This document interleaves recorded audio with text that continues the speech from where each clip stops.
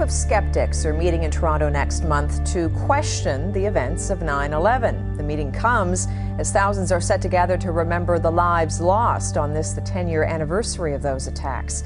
The conspiracy theory meetings are set to take place at Ryerson University. Why are you having this on September 11th, the 10th anniversary?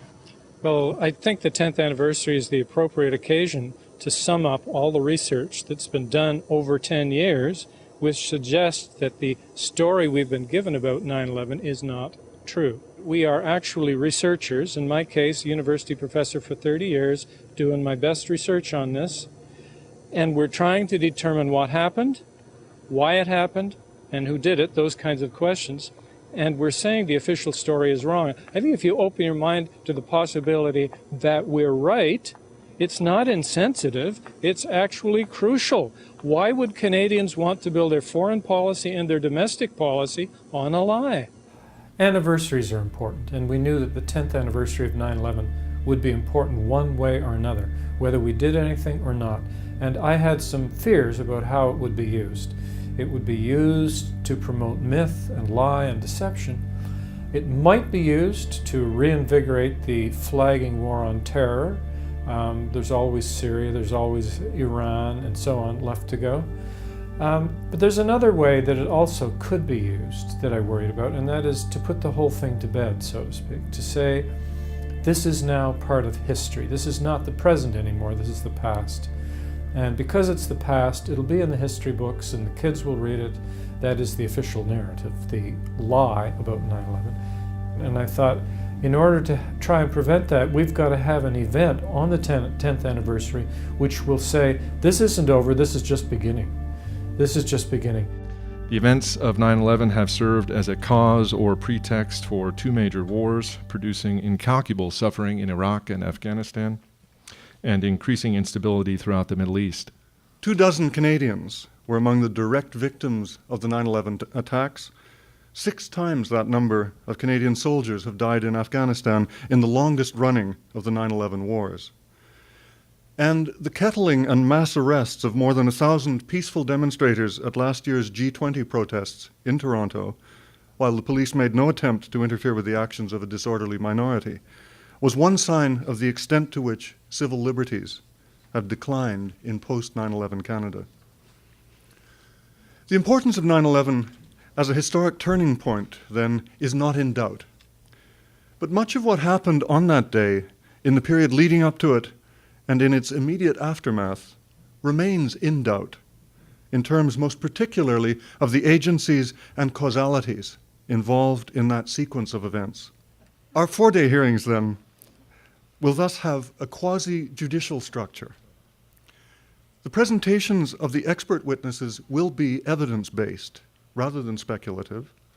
The methodologies involved, whether those of the physical or the social sciences, will be rigorous, and the information that the witnesses present will receive a further critical sifting at the hands of the panelists, both in the questions they put to witnesses and also subsequently in their final report. The hearings are not a new investigation in themselves. The hearings will provide a succinct summary of the strongest evidence that a new investigation is immediately warranted and that the international community cannot abdicate this responsibility any longer. Instead of convening a traditional jury panel, we decided to gather together an international panel of prominent individuals who have agreed to do what governments and major media outlets around the world have so far refused to do: look at the evidence objectively and decide whether it deserves wider attention. In selecting panelists, we looked for 2 qualifications in an individual: someone who is 1, highly credible, and 2, open to objectively assessing the evidence. Ferdinando Imposamato is the honorary president of the Supreme Court of Italy. As a former senior investigative judge, he presided over major terrorism-related cases, including political assassination. A former senator who served on the Anti-Mafia Commission in 3 administrations, a former legal consultant to the United Nations on drug trafficking, and the author or co-author of 7 books on international terrorism, state corruption, and related matters. He is also a Grand Officer of the Order of Merit of the Republic of Italy. Herbert Jenkins a professor emeritus of psychology at McMaster University, worked in major research laboratories before coming to McMaster in 1963, an influential figure both in the psychology of learning and judgment, and also in the development of new forms of interdisciplinary curricula that have been widely imitated in other Canadian universities. He was awarded an honorary doctorate by McMaster University in 2009 in recognition of his impact in both fields. David Johnson is a professor emeritus of urban and regional planning at the University of Tennessee. A fellow of the American Institute of Certified Planners, he served on the staffs of the Boston Redevelopment Authority, the Washington National Capital Planning Commission, and the Regional Plan Association of New York. A former chair of the planning departments at Syracuse University and at Ball State University, he is also a past president of the Fulbright Association of the United States. Richard B. Lee, our fourth panelist, is a distinguished professor emeritus of anthropology at the University of Toronto, a fellow of the Royal Society of Canada, a foreign honorary member of the American Academy of Arts and Sciences, and a foreign associate of the National Academy of Sciences. He has served as president of the Canadian Anthropology Society and the Canadian Ethnology Society, and holds honorary doctorates from the University of Fairbanks, Alaska, and the University of Guelph.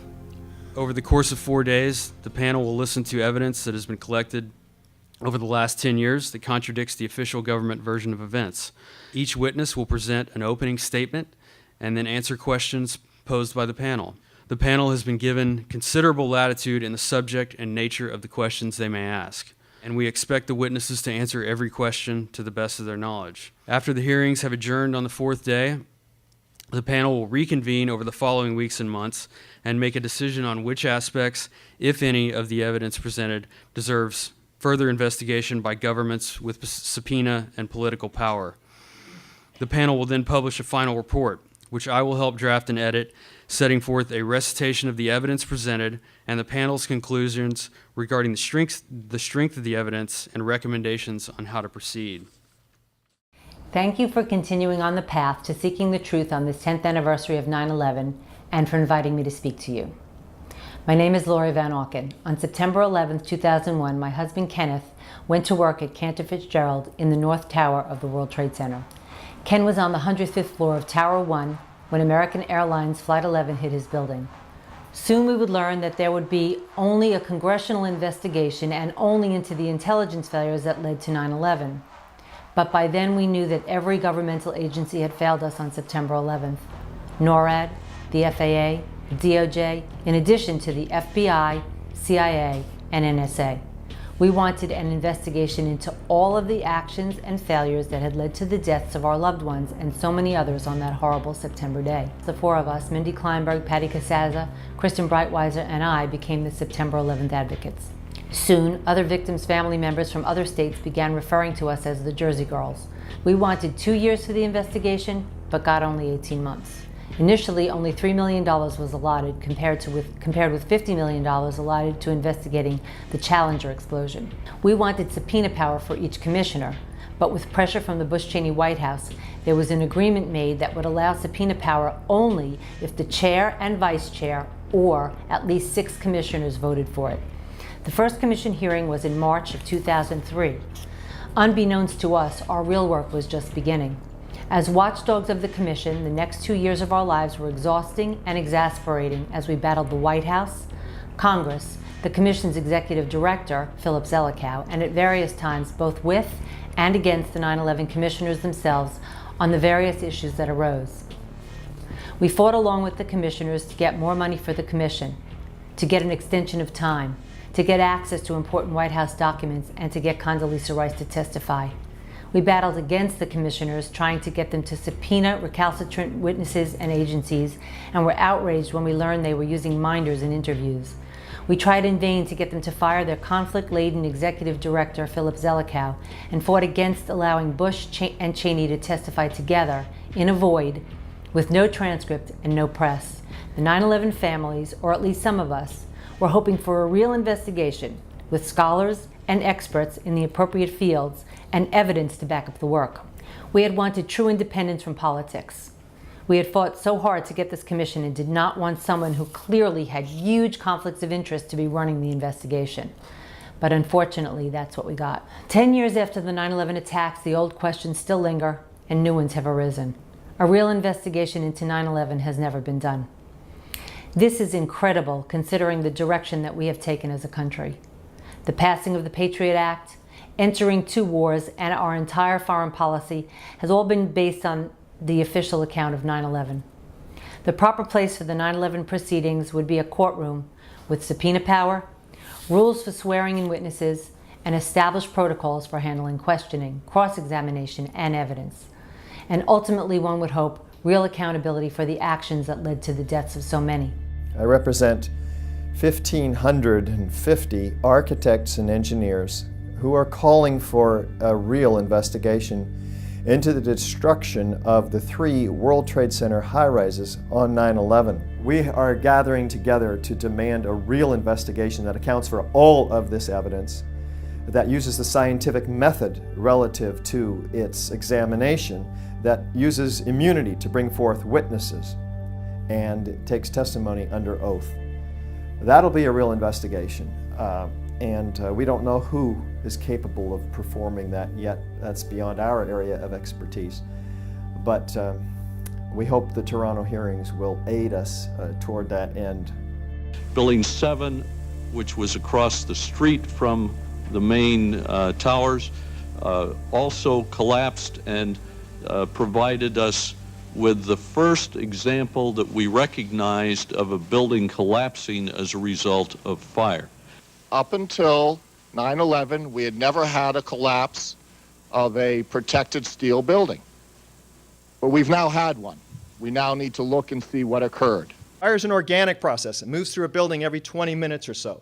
Burns out one area, looking for fresh new fuel sources. So when a building falls due to fire, and by the way, you'll note that never before in the history of skyscrapers have we lost one due to fire, but say in a wood frame building, the building will begin to fall over asymmetrically, not straight down through the path of what was the greatest resistance. We have over 100 examples of very hot, large, and long-lasting fires in steel frame skyscrapers. Not one of them has ever collapsed.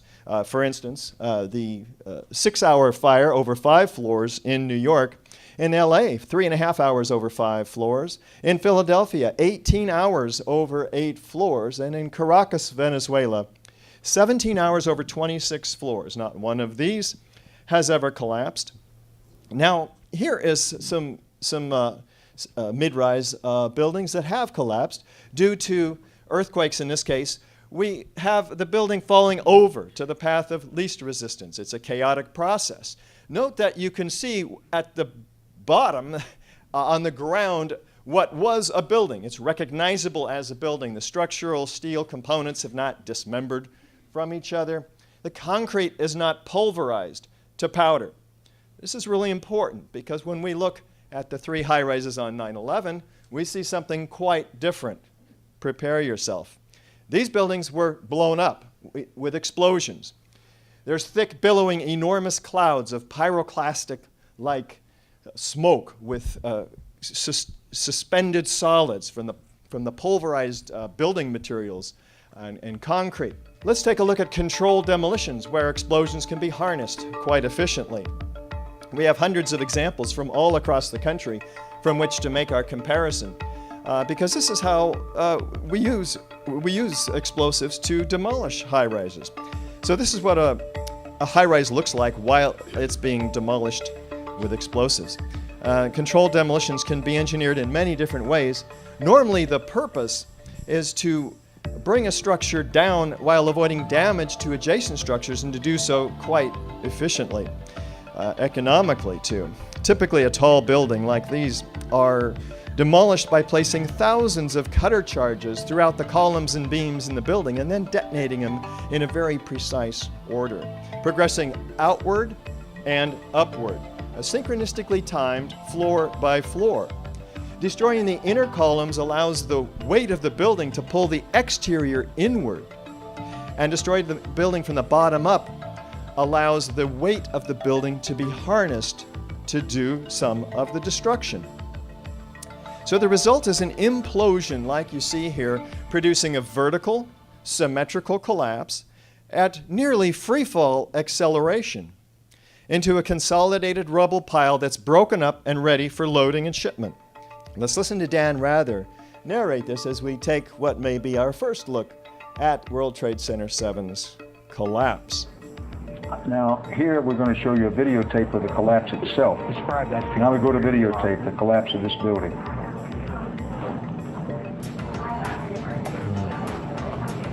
It's amazing.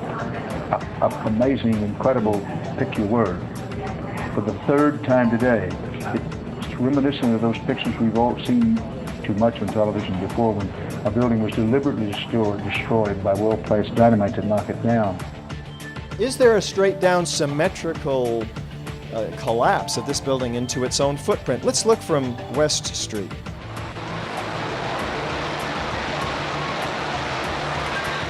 I'm not quite convinced yet, though. Let's look at side-by-side comparison here.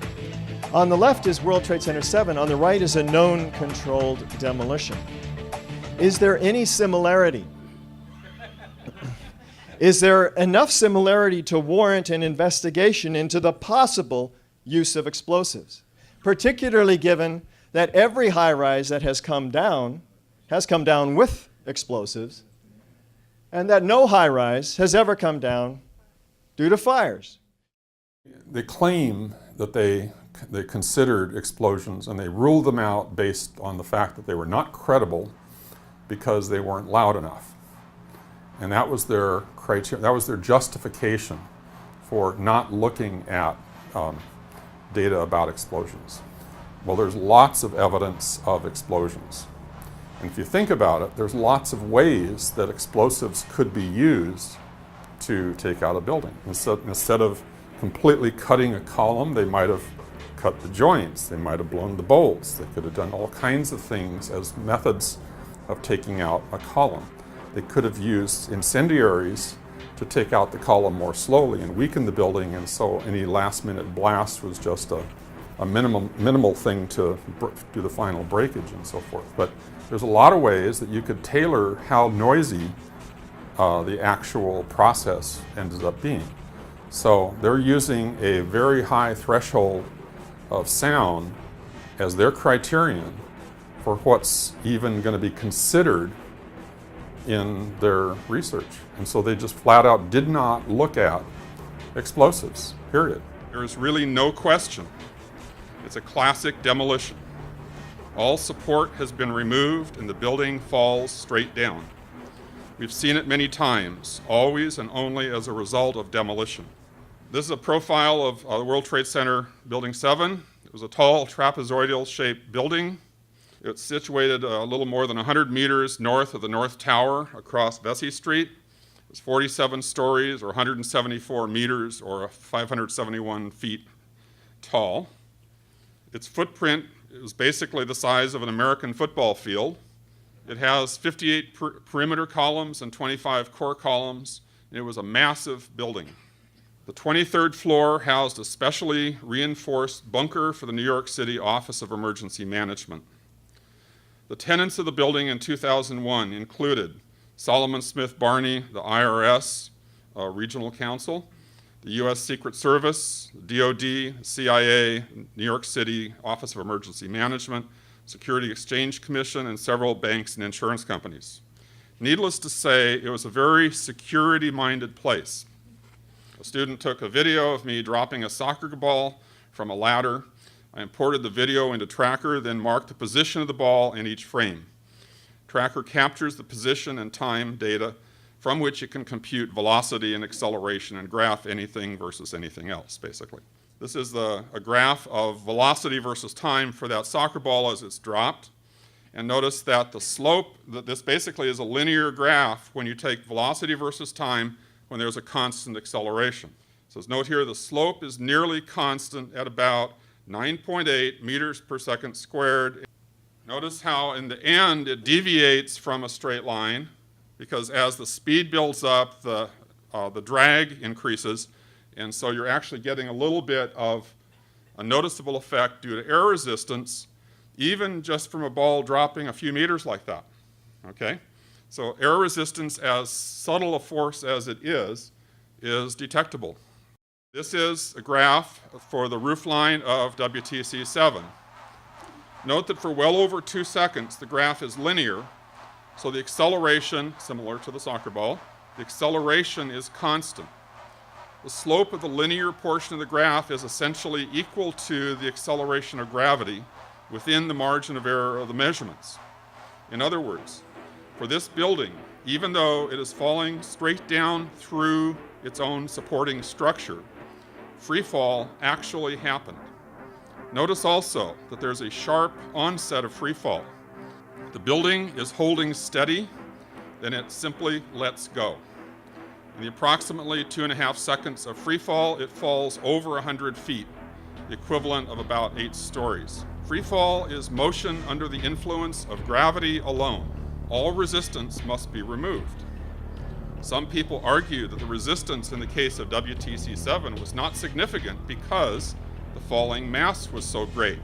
It's true the falling mass was great, but the strength of the supporting structure was even greater. The structure was built to support 3 to 5 times the actual load. When it does eventually engage the structure, the rate of acceleration slows, then actually decelerates. And that's what you'd expect when you actually have engagement between the falling mass and the structure. As NIST is basically saying that the top part is crushing the structure, it should have been looking like that all along. The building has the strength to decelerate this falling mass. It's just that it wasn't happening. During free fall, all of the potential energy is converted into kinetic energy. But if any of the energy is used for other purposes along the way, such as crushing the concrete or deforming the steel or throwing things around, there will be less energy available to be transformed into kinetic energy because some of that energy was getting siphoned off for other purposes. In the case of WTC-7, all of the energy was transformed into kinetic energy. So therefore, the work needed to destroy the structure was not available. It had to come from some other source. The fact of free fall is literally proof of demolition. NIST desperately wanted to claim that free fall did not occur because they knew that actual free fall would be a smoking gun for demolition. So instead of a head-on comparison of the acceleration of the building to the acceleration of gravity, they focused on the completely meaningless notion of free fall time. They said that the fall of the building took longer than free fall time, and to make even this work, they had to falsify their time measurement. Here's the 5.4 second interval they measured. I put a clock on the screen. There's the fall of the building. That's 5.4 seconds. Now here it is, backward in slow motion, and see if you can tell when the clock should have started to be a fair timing of the fall.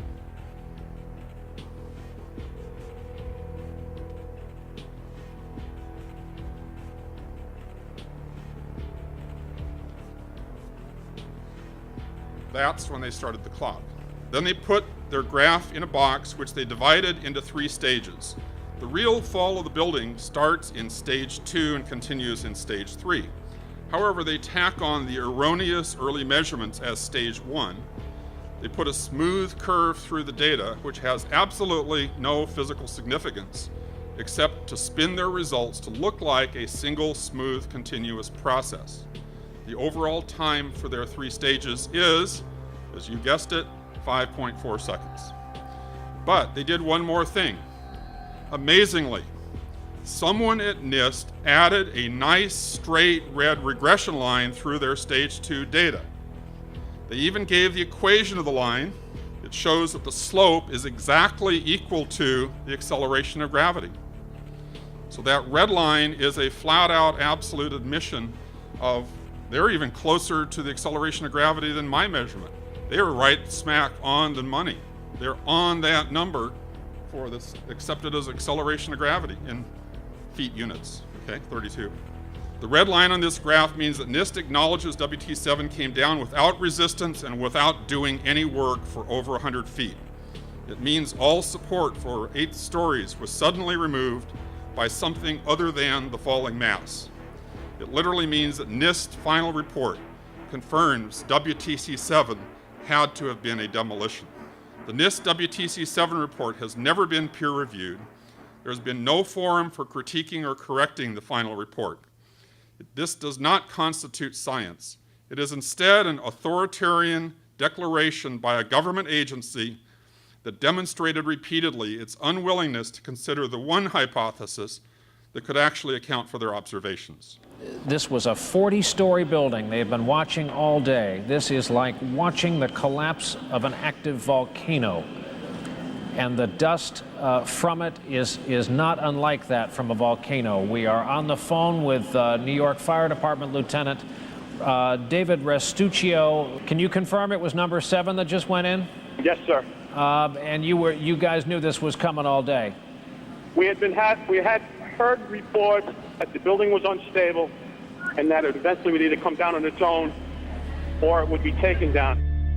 Conspiracy theory is a way of trying to discredit inquiry.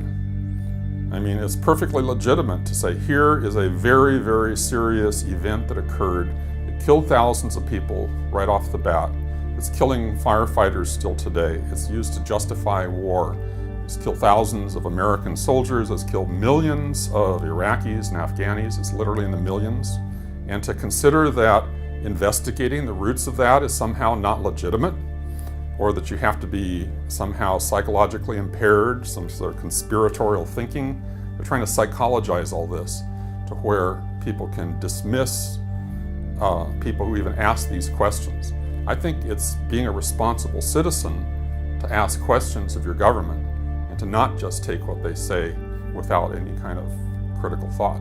There's just so many anomalies, so many things that are absolutely dead wrong that are still being promoted today as a myth to the general public. And the general public, in my opinion, is buying it. They're probably just like I was. Before I look into the details, well, sure, why wouldn't you buy it? But the devil's in the details. That's where you have to look, and that's where this whole thing just comes apart at the seams. The heat of the fire would have softened both the floor trusses and the outer columns they were attached to. When the steel became weak, the trusses would have collapsed. And without the trusses to keep them rigidly in place, the columns would have bent outward and then failed. Once the trusses fail, the floors they were holding cascade down with a force too great to be withstood. The result is what's called a progressive collapse, as each floor pancakes down onto the one below. Now, what do we notice left standing? They forgot to keep going, and there's something left standing. This is a strong core, 47 columns. They weren't just freestanding spaghettis. They were all interlaced and tied together. It was, in essence, a freestanding structure. This is a collapse in New Zealand from the earthquake, unfortunately. And what do we have here? What do we see? We see pancakes. We see large chunks of floors. This was a 6 or 7 story building that came down. What did we see at ground zero? We had 110 floors. Did we see one complete floor? How about the roof? Did we see the roof? There was no load on top of the roof. We see nothing. We see cut steel, all cut up steel, but no 1 acre size floors.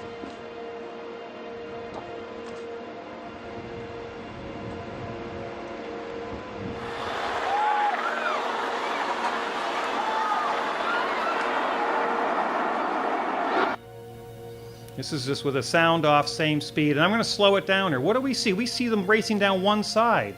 We see the corner still standing, coming down one side only. We don't see entire floors impacting. We see partial floors. What about this corner? Why is that still standing when this is rushed way ahead, dozens of floors ahead? Quite unusual. It doesn't match. It doesn't match what we were told. The one thing that really caught my attention in one of the videos was looking at when the North Tower was coming down, stuff being thrown out to the side, and it seemed like it was getting thrown way out to the side. And there was clearly heavy chunks of material being thrown very great distances. And I literally stopped the video, on the screen, on the television, and took out a ruler and stepped through a little bit of it and I looked up some distances off the internet for the width of the building and everything. And I estimated the speed of ejection horizontally of some of these chunks of stuff. And I came up with an estimate around 60 miles an hour. And that seemed so anomalous to me. I figured, no way. How do you throw, there had to be tons of stuff that they're throwing horizontally at such high speeds. And this was high in the building. I even figured out at one point that the roof line, the building as it was coming down, by the time the roof line came down to the place where that stuff was thrown out, it was not going even 60 miles an hour then. So this stuff is being thrown horizontally faster than the building is even coming down. This isn't a complete smoking gun by itself. It's very, very suggestive that we're looking at explosions here. This building had 47 massive core columns, at the base almost solid steel, 52 inches by 22 inches, thinning to 2 inches at the mid-height, and to the lightest part of the structure up at the top, as little as 3/8 of an inch thick, those steel members. So when you see the building coming down in the videos, realize what we're talking about here. There's more steel on the facade of this building with these 14-inch square tube columns every 3 feet 9 inches marching across this building than there is windows. That collapse had to come down through this steel. Here's the North Tower. We're told this upper block drove the rest of the building down. The planes hit here. There's no movement down from here until about now. Once again, this upper block is destroying itself in what can only be described as a miniature controlled demolition, if you will, of the top 15 stories. There's nothing left to drive the rest of the building down at any speed. Let's look at the structure. The upper portion is the lightest. The lower portion is the heaviest. Let's compare. If you look at Newton's third law of motion, there's an equal and opposite reaction against a lighter object striking a heavier object. Hey, it's the same if you drop the lighter object onto the heavier object. Equal and opposite destructive force. Which one will give up the ghost first? But take a stop-start look now. Stop, bands of explosions wrapping all the way around the building like the first responders described. That upper portion is destroyed first. Let's take a look from below. A lot of violent activity with squibs, isolated explosive ejections occurring underneath. In a moment, we'll talk about the lateral ejection of this material. But take a close look now at the corner, where you see developing a series of explosions rapidly advancing down the corner of the building much faster than the rest of these explosions, almost as fast as the free-falling objects. Let's look at the South Tower. It's hit 30 stories down. It does begin to tip over a little bit, but then it's completely destroyed, almost disintegrated in this cloud. It doesn't end up in some mass on the ground below. So we have asymmetrical damage from the airplanes and the fires, and asymmetrical loading from this portion of the building, which is continuing its angular momentum, theoretically, falling 22 degrees off the building, and yet watch what happens below. Complete symmetrical destruction all the way down to the ground, just like the first responders described. Buildings came down essentially in free fall, and this is an important starting point. This violates two fundamental laws of physics, one being the law of conservation of momentum, and another being the law of conservation of energy. The first law means that hundreds of thousands of tons of material in the cold lower section should have slowed the upper part of the building simply due to the mass of the lower section. The second law requires that deformation of the lower section would consume energy, slowing the fall even more. The theory that was claimed to be the most probable root cause for many years, called the pancake theory, in which the floors pancake down upon each other, is no longer supported by NIST. It's really no longer supported by anyone. And since 2004, when my former company did test models of the floor assemblies, the pancake theory has no longer been viable. The only 3 instances of a skyscraper suffering global collapse due to fire occurred all on the same day in the same place. There have been many raging building fires, much worse than existed in any of the World Trade Center buildings, but no global collapse has ever resulted from those fires. We can see from these photos that the towers appeared to have exploded, starting at the top and then going all the way down. Also, high-velocity bursts of debris shot out from 10 to 30 floors below the collapsed front. At the top of each tower, the debris appeared to shoot upward and outward as much of the solid structure turned to dust. Some large steel column assemblies were shot outward for hundreds of feet. Is this what it looks like when a building is softened or weakened from fire? NIST made the point that in no instance did they report that steel in the World Trade Center towers melted due to the fires. The melting point of steel is about 1,500 degrees Celsius. Normal building fires and hydrocarbon fires generate temperatures much lower than that. NIST reported maximum upper layer air temperatures, that's air temperatures, of only about 1,000 degrees Celsius. In other words, diffuse hydrocarbon fires, such as these, cannot produce temperatures high enough to melt steel. Unfortunately, many prominent media and political figures have suggested that very thing, and continue to do so. The fire resistance of tall buildings like those at the World Trade Center is ensured through testing of samples prior to construction. My former employer, Underwriters Laboratories, tested and certified the fireproofing used in the World Trade Center towers, as seen in this quote from the company that manufactured the fireproofing. UL tested the steel components used in the World Trade Center towers to meet the 1968 New York City Fire Code. That meant that the column assemblies had to withstand 3 hours of intense fire, and the floor assemblies had to withstand 2 hours of intense fire in a test furnace. And of course, the biggest problem with this is that one of the towers failed in 56 minutes. Here's the fellow that told me about this testing, Loring Knobloch, who was the CEO when I worked there.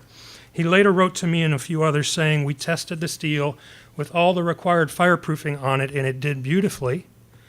As we do not do follow-up service on this kind of product, we can give only an opinion on the test sample, which was indeed properly coated, and we tested the code requirements, and the steel clearly met those requirements and exceeded them." And as I said, UL later participated in the NIST World Trade Center investigation, which was a clear conflict of interest.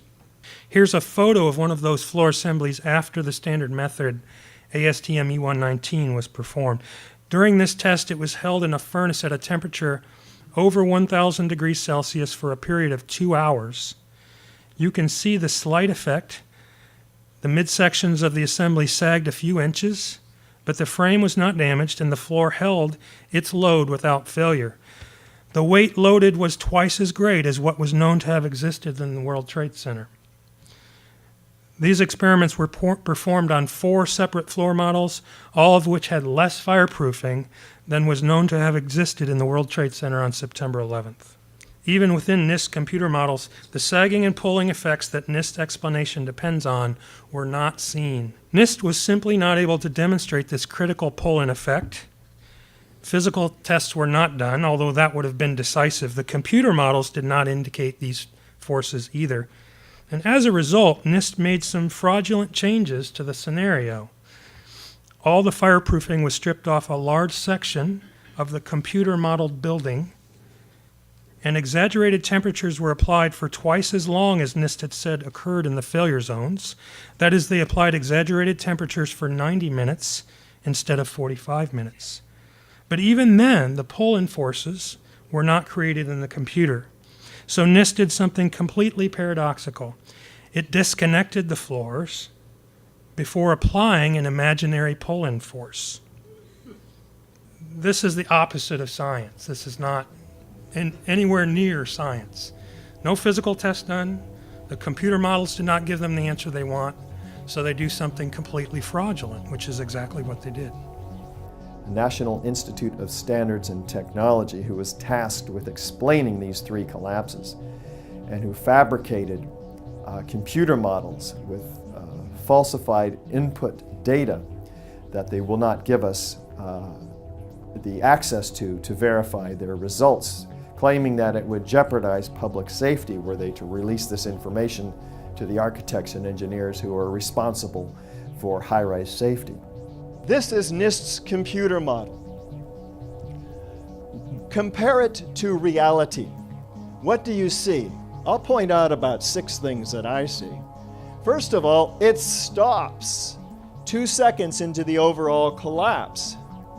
Why? Well, as you can see, it begins to tip over. Had they gone, they can't even get their own computer models to reflect the straight down symmetrical collapse of an engineered patterned set of explosives.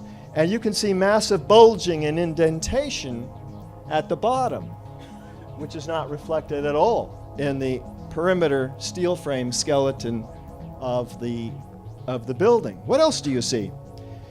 We have a massive set of failures of connections of structural steel framing that amounts to a rate of about 400 per second failing, beginning here, and look, almost instantly all the way up the building. Structural engineers will tell you that an isolated failure in a structural steel system cannot cause an instantaneous set of failures vertically throughout the building. And then NIST claims, well, then that travels laterally, but they don't even show us that. But forget that. Just the fact that we have massive failures in the structural system throughout the height of this building in the first few seconds before the overall collapse, wouldn't you expect to be seeing that reflected all the way up to the top? If we don't take out all 24 core columns and all of the 50 or so perimeter columns at once, virtually simultaneously, what's going to happen? That building is going to fall to the path of least resistance. Asymmetrically, it'll fall over. They're saying that fire-induced thermal expansion of the floor system surrounding column 79 led to the collapse of floor 13, which triggered a cascade of floor failures. In this case, the floor beams on the east side of the building expanded enough so that they pushed a girder spanning between 2 columns, and this caused the girder to walk off its seat.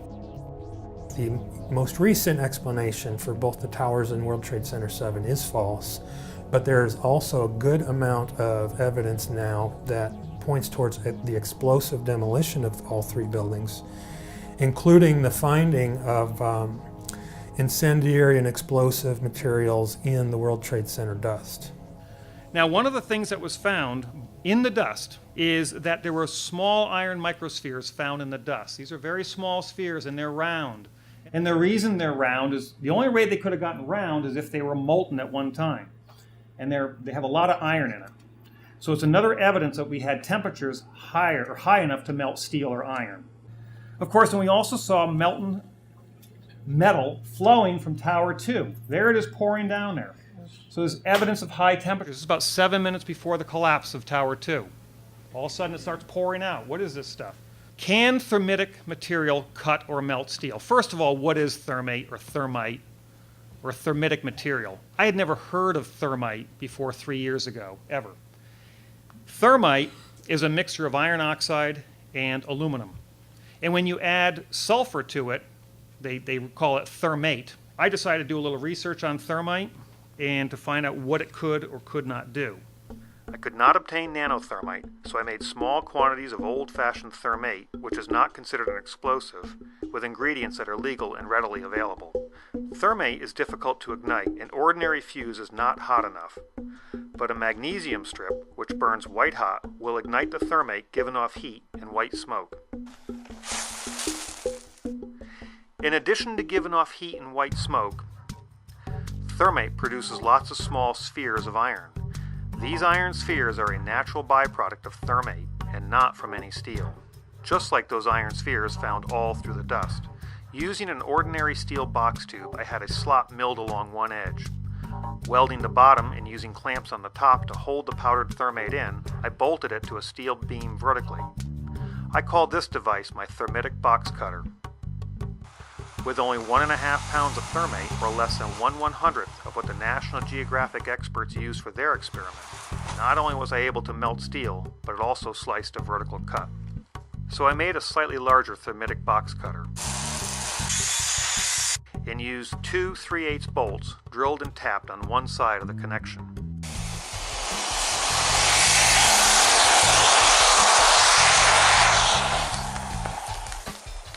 It only took a slight twist to break it completely off. I noticed as the thermite burned, it tended to lose its cutting power, perhaps because it could expand into the area where the box cutter previously burned. So I built a piston-driven box cutter using a compressed car hatch piston. I added sheets of tungsten to minimize the burnout and allow the piston to slide better. I then bolted my contraption to the flange of the column and ignited the white-hot magnesium.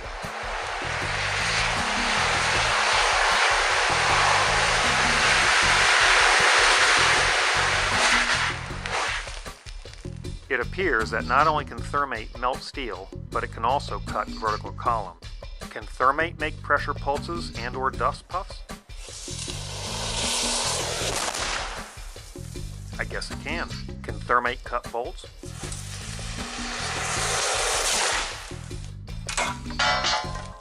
I guess it can. Can thermite be configured to cut just the bolt head? I guess it can, and without any evidence on the other side. I had a replica of a segment of the WTC box columns made up, and like the Trade Center ironworkers, I bolted the segments together. It made two sets of my 2-bolt blasters, placing them in the access hole. Let's listen to another eyewitness. Like, it sounded like gunfire, you know, bang, bang, bang, bang, bang, and then all of a sudden, 3 big explosions. Is it even possible that thermite could do this? I guess it is. I made a 4-sided internal box cutter that was split into 2 pieces so they could be inserted inside the column. I think my box cutter blew about 50 feet up, consuming valuable energy and trimming my trees in the process. Nevertheless, the inside of the column was cut about 3/4 of the way through.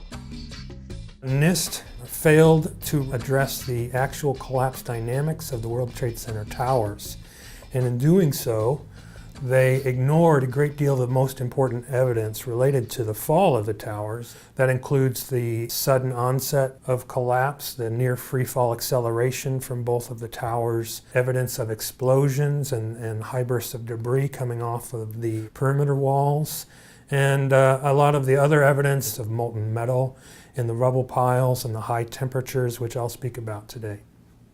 NIST reported gas temperatures as high as 1,000 degrees Celsius within its report on the World Trade Center destruction.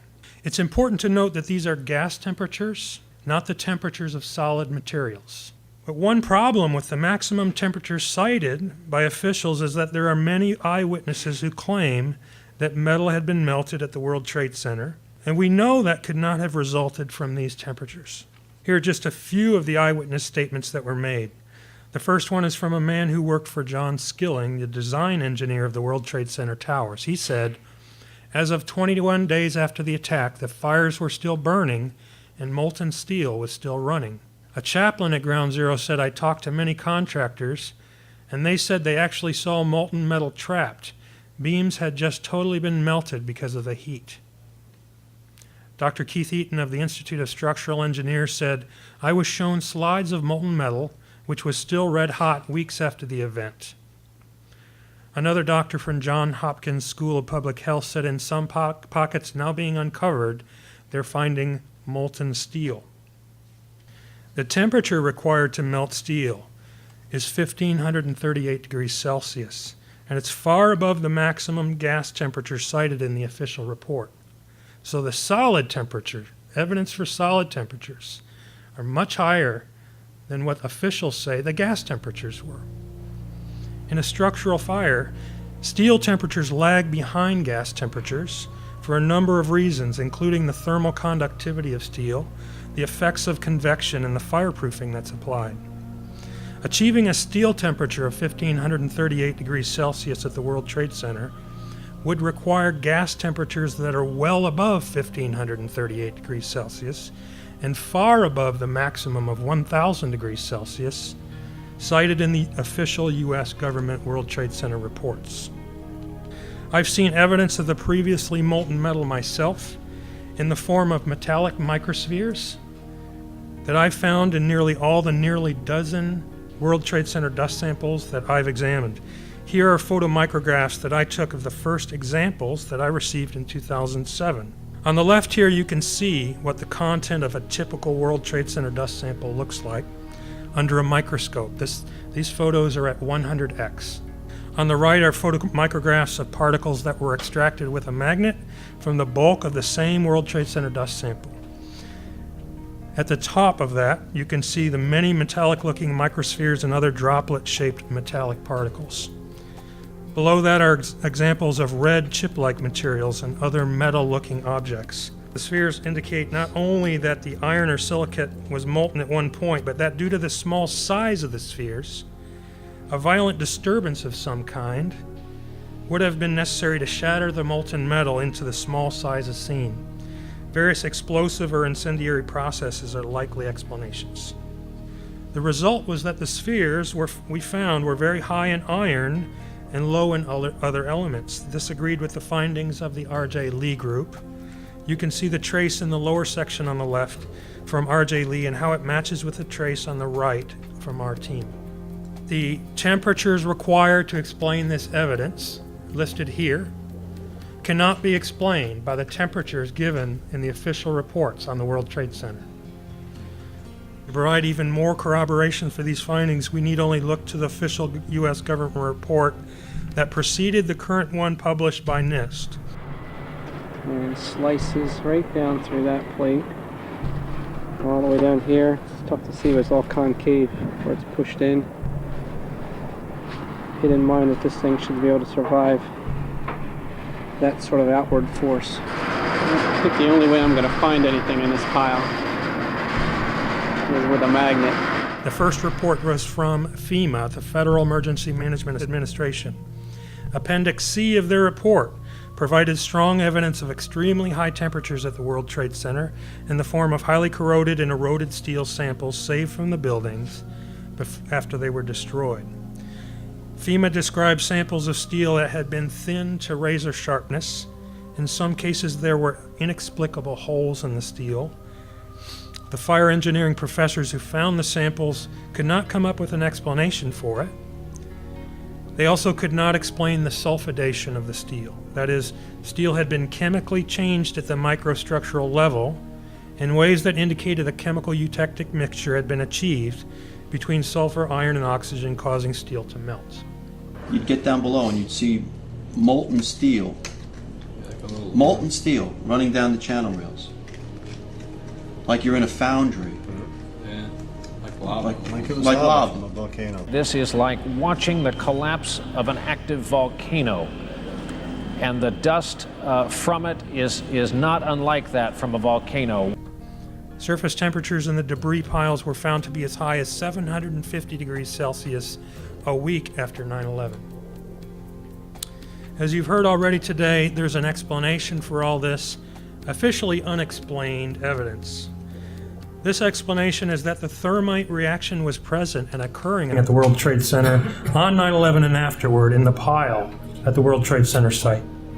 The thermite reaction is an extremely exothermic chemical reaction between aluminum powder and a metal oxide. The metal oxide is typically iron oxide, which you can see here on the left with the reddish color. The temperature at which thermite burns approaches 3,000 degrees Celsius for some mixtures, which would explain the evidence discussed so far in this testimony. The products of an aluminum iron oxide thermite mixture are molten iron and aluminum oxide, which quickly forms a white dust cloud as it cools. Additives like sulfur improve the burn properties of thermite. I've made nanothermite myself via formulations published by the U.S. National Laboratories. On the left here you see a photomicrograph I took of a particle extracted from the World Trade Center dust. On the right is a photomicrograph of a nanothermite material that I made. And below that's a photo of the ignition of that nanothermite. When we look at the ignition residues, they're strikingly similar to the appearance of the World Trade Center dust particles. that were extracted with a magnet from the back. Both are the same colors, they show the same metallic microspheres, and both exhibit the same kind of vesicular formations that suggest high temperature reactions or explosive effects. This must have been ground zero where this thing blew up. Car after car after car, buses, completely obliterated and burned straight down to the steel. This is the destruction of the South Tower of the World Trade Center, viewed from a helicopter to the south. This particular video clip is rich in details that call the official story into question. Notice the numerous explosions on the west side of the building above the impact point. As the top 30-floor section falls, it tips to the east. It starts off intact, but then it disintegrates in mid-air. Gravity alone could not cause the top section to disintegrate. When an object is in free fall, there are no internal stresses. It should have hit the ground in one piece, but it didn't. Some of the debris is clearly being accelerated by forces other than gravity. These effects can be caused by late firing explosives, which can produce a white smoke trail. White smoke, consisting of aluminum oxide, is a byproduct of the thermite reaction. While producing this video, I ran across one rocket projectile I had not seen commented on before. This one stopped mid-air and changed directions. Even taking perspective effects into account, this projectile lost one component of momentum and gained another. That requires an impulse. Note that the rocket trail does not point back to the building, but the point where the impulse occurred. Let's take it from the top. There's a lot going on. Watch for the smoking guns. Up until this point, I thought all the white dust coming out of the towers was crushed wallboard. There was plenty of wallboard and it's white. But this is not what wallboard would look like if you crush it and throw it out the window. These are rocket trails. It goes out like this and then it changes direction 90 degrees. And it still tracks a white smoke trail afterwards. What are we looking at here? This is rocket fuel. This is outrageous. And when I saw this first time, I said, that could be our red-grade chips. I was asked to join this team of scientists investigating these red-grade chips, and the work eventually ended up in a publication on April 3rd of 2009. The paper is based on 4 samples. Janet McKinley's sample is on the corner of the World Trade Center Square Plaza, and the other one here is from the Brooklyn Bridge. Sample number 3 and sample number 4 is a little north of that. In all 4 samples, we found these red-grade chips. These are the 4 samples, A, B, C, and D. When you heat these chips up, they react.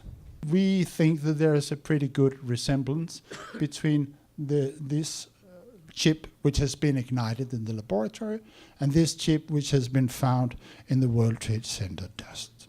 Incendiaries, which act by means of heat, they must by necessity be thermitic. And this is what we observed: molten iron in the rubble, molten iron coming out of the South Tower, and these iron spheres being formed, unambiguously indicating that thermite must have been there one way or the other. 60 to 70,000 of people were exposed to the dust for an extended period of time.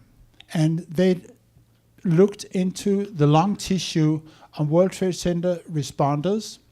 The picture to the left here is from a lung tissue, and they found some thread-like tubular structures in 4 out of 7 patients which were ill, in numbers ranging from 11,000 to 230,000 per gram wet tissue.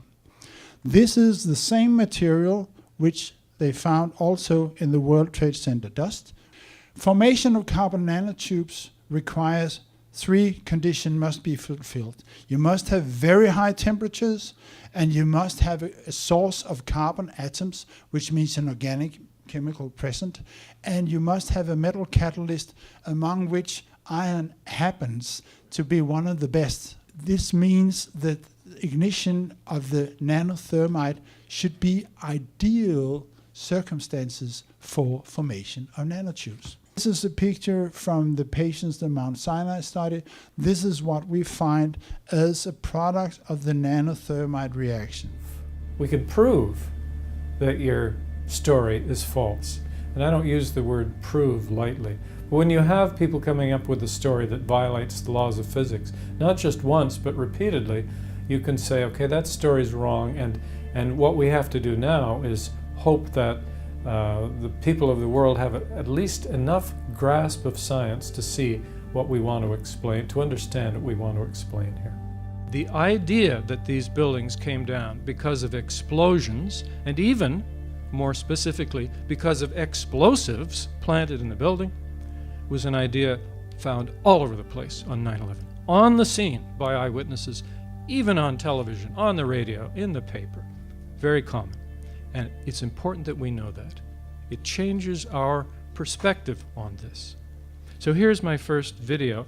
The reporter here is N.J. Burkett, and he's working for ABC News 7, and he's standing very near the towers. Take two. Take two and 2, 1. This is as close as we can get to the base of the World Trade Center. You can see the firemen assembled here, the police officers, FBI agents.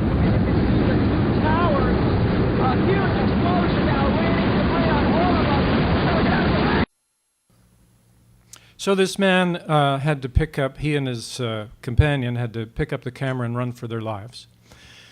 And I don't see any evidence that Mr. Burkett had a particular conspiratorial frame of mind. And he certainly didn't come around after the event. This is his spontaneous judgment, standing in a place of great danger. He says, before the material even hits the ground, a huge explosion now, raining debris on all of us. We better get out of the way. And he runs. And just so you know, he also had to run for his life when the North Tower came down a little bit later. And he described that as a blast.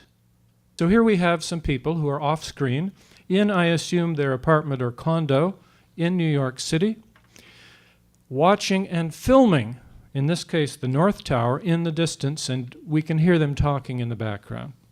And it's particularly the man who talks here that I want you to listen to. I assume it's Matthew Shapoff. I had my shoes on and I was about to go out the door. I would have been walking around when this happened.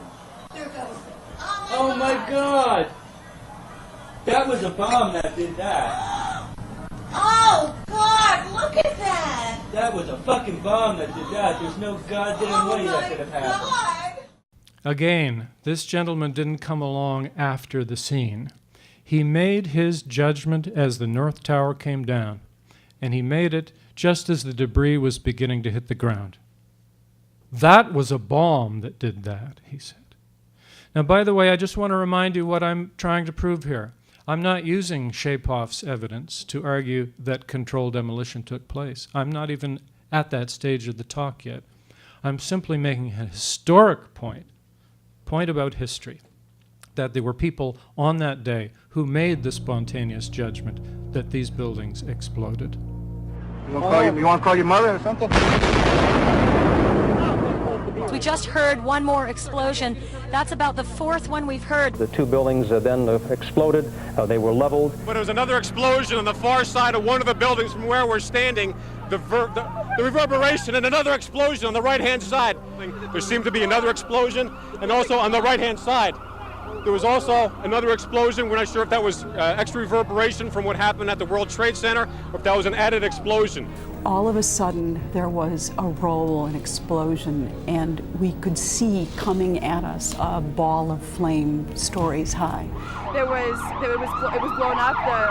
The World Financial Center was blown up. It was an explosion. We was in the lobby, and the third explosion, the whole lobby collapsed on us.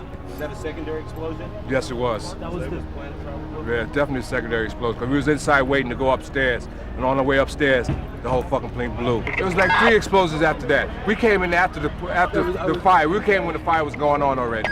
We was in the staging area inside the building, waiting to go upstairs. Then it exploded. Then the whole lobby collapsed on the lobby inside. We watched the first explosion. People don't understand. There may be more. Any one of these fucking buildings can blow up. This ain't done yet. You're in the building trying to help people, and it's exploding on you inside the building. So I don't think it could get any worse than this. We were in the lobby, gathering to go up and start doing a search on the upper floors. As we were getting our gear on and making our way to the stairway, there was a heavy-duty explosion. Yeah, that did look like there was an explosion as it went down. It went up. There was an explosion. We were on the support floor, which is a basement. Guy came in running. All his skin was out of his body.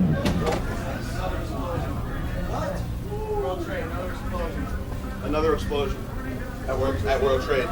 It looked like there was a whole bunch of explosions at the bottom, like windows and shit fell out, and the top fell to the right, and the bottom fell to the left. Tower 1 just came down, the whole side of it just collapsed, like it was a bomb inside of it. This whole thing just imploded, like just came down. I don't know whether it's another explosion or a portion of the building falling away, but something major just happened at that building.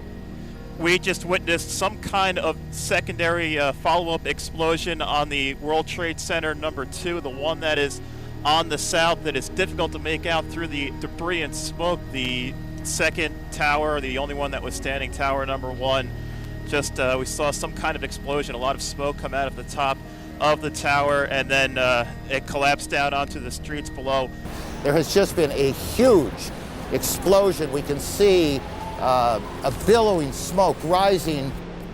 My next example is from firefighter Christopher Fenyo, and this is taken from the FDNY oral histories. And he's talking about a period after the South Tower came down, that was the first tower to come down, and before the North Tower came down. So sometime roughly between 10 and 10:30 in the morning, it turns out there was a debate happening among firefighters at the scene. Quote, "At that point, a debate began to rage because the perception was that the building looked like it had been taken out with charges." In other words, not merely that it came down because of explosions in some general sense, but that the building had been rigged for demolition. They were debating that before 10:30 in the morning on 9/11. We made it outside. We made it about a block. We made it at least 2 blocks, and we started running. Floor by floor, instead of popping out. It was if they had detonated. Yeah, As if detonated. they were planned to take down a building. Boom, boom, boom, boom, boom, boom, boom. All the way down. I was watching it and running. All of a sudden, I looked up, and about 20 stories below, at least that's what it looked like to me, about 75 flights up, below the fire, I saw from the corner, boom, boom, boom, boom, boom, boom, boom, boom, boom.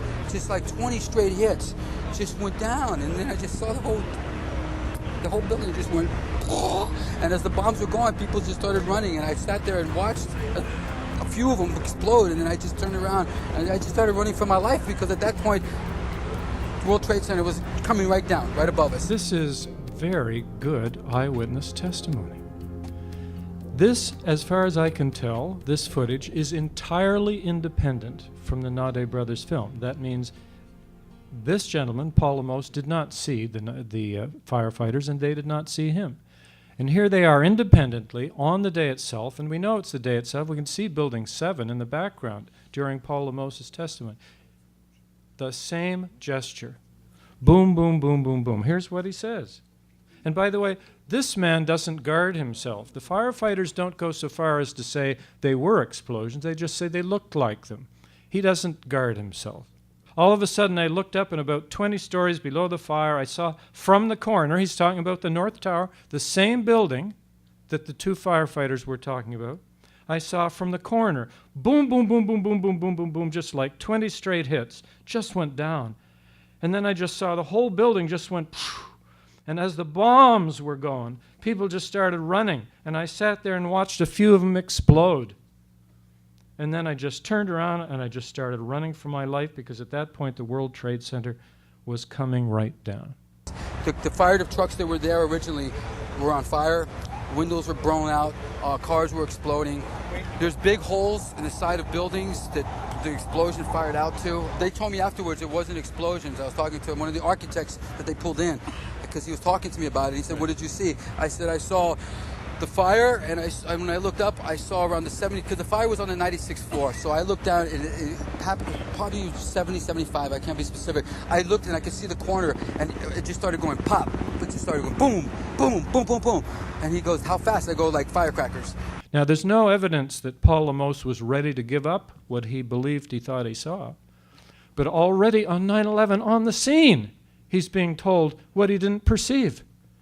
There is no way at that point that anyone could have claimed to know scientifically that this man had not perceived explosions. Hadn't studied the rubble, the physical residue, hadn't done a comprehensive study of video or still footage, hadn't done a comprehensive investigation of eyewitnesses. How on earth could he make that judgment? But there's more. He's interfering with a criminal investigation.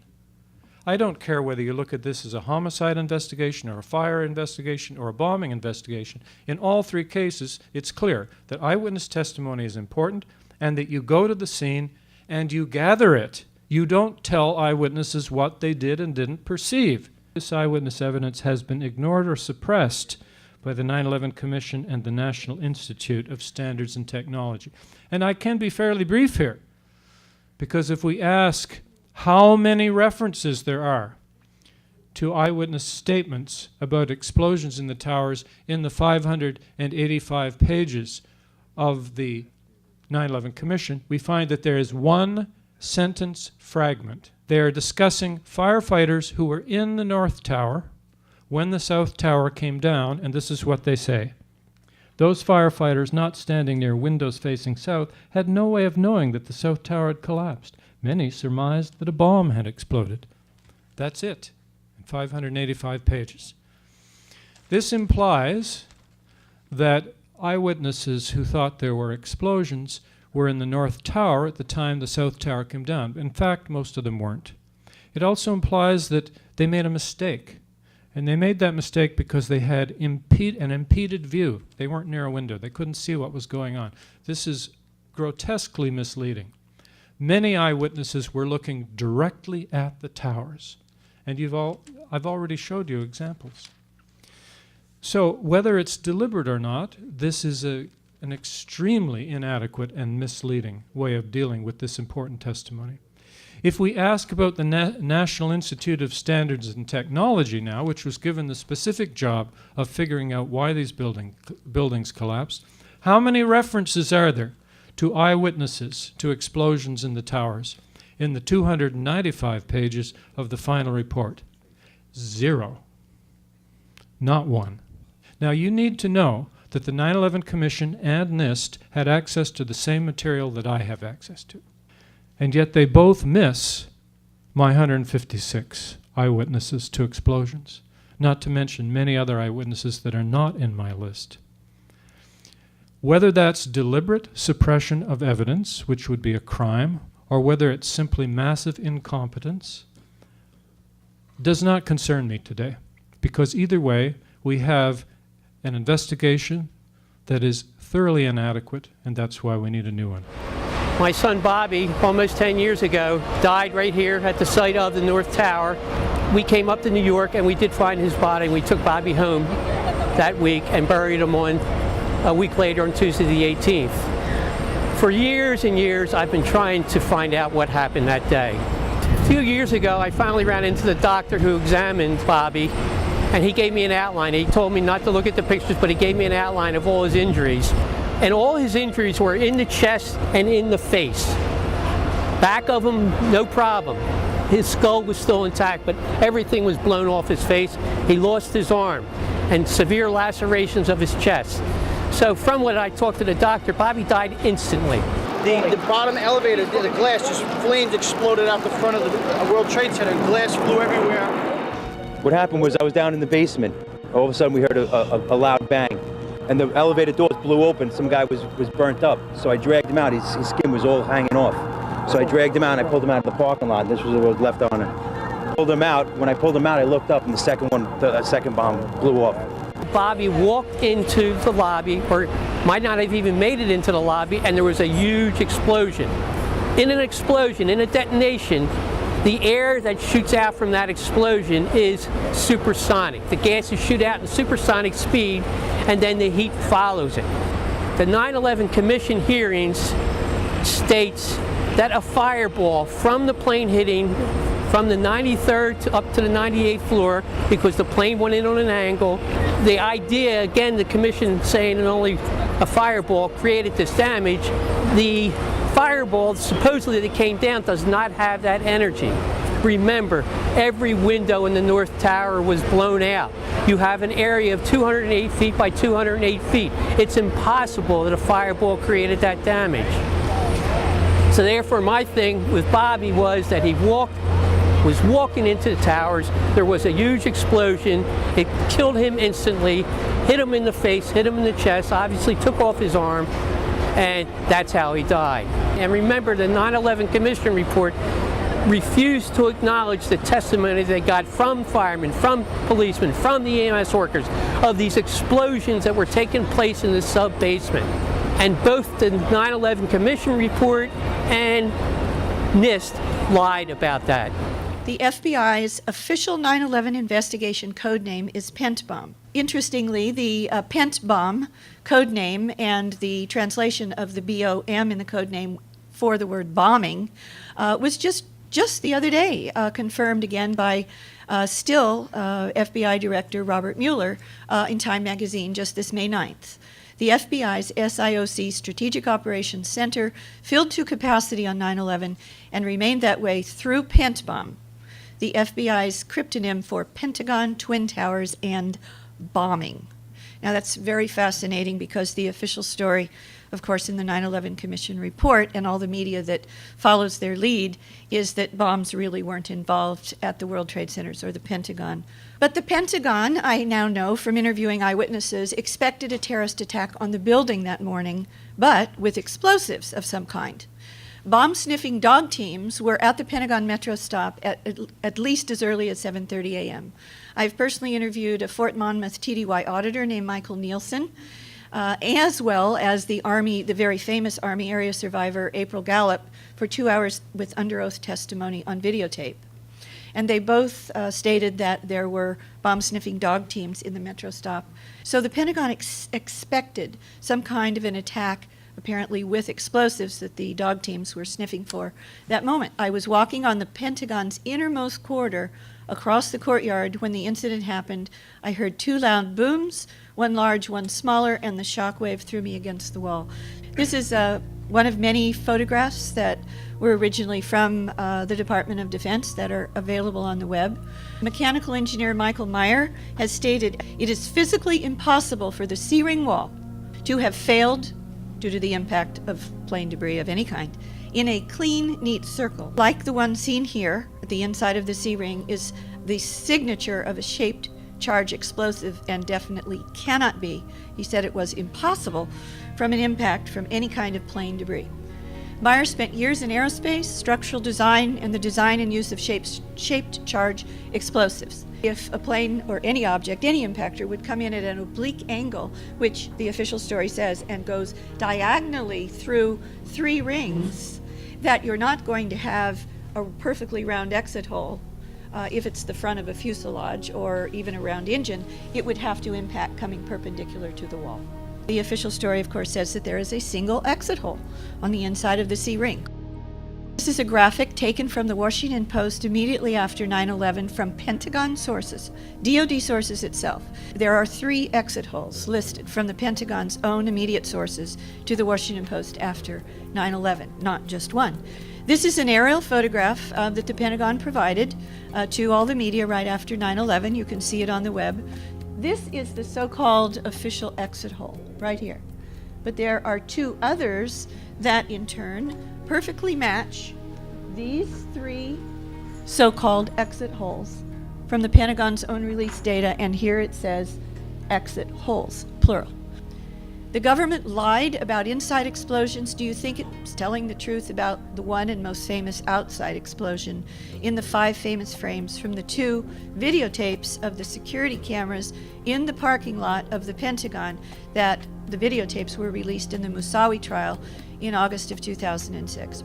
The 85 videos that were confiscated by the FBI, there was an FOIA request. The FBI FOIA officer was honest and did an analysis of those 85 videotapes and came back to the person who requested it that there were only 2 of the 85 that in any way could be interpreted as showing an impact on the building, and those are the 2, and they do not show a plane. NORAD was notified about American 77 at 9:24 that morning, roughly 14 minutes before the Pentagon was officially hit. Why were the F-16s from Langley Air Force Base, about 130 miles away, not able to get to the Pentagon in time to prevent the attacks? The 9/11 Commission claims that the Indianapolis Center did not notify the military even when, at 8:56, it lost this flight's transponder signal, its radar track, and its radio. The Commission claimed no one at Indianapolis had any knowledge of the situation in New York until 9:20. Television networks had started broadcasting images of the World Trade Center at 8:48. These images included, at 9:03, the crash of the second airliner into the South Tower. Millions of people knew about these events. How can we believe that no one at the Indianapolis Center had any knowledge of the situation in New York until 9:20? As soon as you know you had a hijacked aircraft, you notify everyone. The notification gets broadcast out to all the regions. During the time that the airplane coming in to the Pentagon, there was a young man who would come in and say to the vice president, the plane is 50 miles out, the plane is 30 miles out. And when it got down to the plane is 10 miles out, the young man also said to the vice president, do the orders still stand? And the vice president turned and whipped his neck around and said, of course the orders still stand. Have you heard anything to the contrary? Mineta assumed, he said, that they were orders to have the aircraft shot down. But no aircraft approaching Washington was shot down. Mineta's interpretation also made the young man's question unintelligible, given the fact that the airspace over the Pentagon is categorized as forbidden, meaning that commercial aircraft are never permitted in it, plus the fact that the 2 hijacked planes had already crashed into the Twin Towers. The expected orders, if an unidentified plane were approaching the airspace, would have been to shoot it down. Had Cheney given those orders, there would have been no reason for the young man to ask if the orders still stood. His question made sense only if the orders were to do something unexpected, not to shoot it down. The official story is rendered especially dubious by its claim that the Pentagon was struck by a Boeing 757 flown by al-Qaeda's Hani Hanjour. As the title of a New York Times story revealed in 2002, Hanjour, who had been taking lessons in a single-engine plane, was known as a trainee noted for incompetence, about whom an instructor said he could not fly at all. And yet on September 11, 2001, before Hanjour had been declared by authorities to have been the pilot of the plane that hit the Pentagon, a Washington Post story said, just as the plane seemed to be on a suicide mission into the White House, the unidentified pilot executed a pivot so tight that it reminded observers of a fighter jet maneuver. Aviation sources said the plane was flown with extraordinary skill. A Post story the following year stated, aviation experts concluded that the final maneuver, American Flight 77, was the work of a great talent. I have 6,000 miles of flight time in Boeing 757s and 767s, and I could not have flown it the way the path was described. If the maneuver could not have been executed by a 757, by one of America's top pilots, it could not have been executed by one of the alleged hijackers. Turning now to United Flight 93. In 2003, NORAD officials told the 9/11 Commission that the FAA reported a possible hijack of United Flight 93 at 9:16. But the 9/11 Commission in 2004 called this incorrect, saying instead, by 10:03, when United 93 crashed in Pennsylvania, there had been no mention to the military of its hijacking. Besides being unbelievable, the 9/11 Commission's claim was contradicted by many prior reports. In his 2004 book, Richard Clark said that during his White House video conference, FAA Administrator Jane Garvey reported that at about 9:35, a number of potential hijacks, which included United 93 over Pennsylvania, had occurred. This conversation occurred while both Donald Rumsfeld and General Richard Myers had been listening. Brigadier General Montague Winfield, who had taken a leadership position in the Pentagon's National Military Command Center, recalled, "We received the report from the FAA that Flight 93 had turned off its transponder, had turned, and was now heading towards Washington, D.C. General Larry Arnold, the commander of NORAD's U.S. Continental Region, indicated in a January 2002 interview that the military learned about United 93's troubles between the crash into the second tower and the attack on the Pentagon. By this time, he said, we were watching United 93 wander around Ohio. He also said that at 9:24, our focus was on United 93, which was being pointed out to us very aggressively, I might add, by the FAA. This report by Arnold, who was involved in the events, differed radically from what the 9/11 Commission claimed, that the FAA never contacted the military about United 93. I've seen the pictures. It looks like there's nothing there except for a hole in the ground. Basically, that's right. The only thing you could see from where we were was a big gouge in the earth and some broken trees. We could see some people walking around in the area, but from where we could see, there wasn't much left. Any large pieces of debris at all? No, there was nothing that you could distinguish that a plane had crashed there. That's really all you see is a large crater in the ground and just tiny, tiny bits of debris. There's been at least one report that the investigators out there, and there are hundreds of them, as I said tonight, have found nothing larger than a phone book. The falsity of the official story about 93 is further suggested by descriptions of the alleged crash site. One television reporter said, "There was just a big hole in the ground. All I saw was a crater filled with small, charred plane parts. Nothing that would even tell you that it was the plane. There were no suitcases, no recognizable plane parts, no body parts." A newspaper photographer said, "I didn't think I was in the right place. I was looking for something that said tall, tail, wing, plane, metal. There was nothing." Debris instead was found many miles away, and much of it was debris that could not have blown there. John Flegel, an employee at Indian Lake Marina, reported that the debris that washed ashore included pieces of seats, small chunks of melted plastic, and checks. Newspapers reported that debris was found in New Baltimore, which was beyond a mountain ridge more than 8 miles from the alleged crash site. Also, although Flight 93 reportedly was carrying more than 37,000 gallons of fuel when it crashed, tests of soil and groundwater at the official crash site found no evidence of contamination.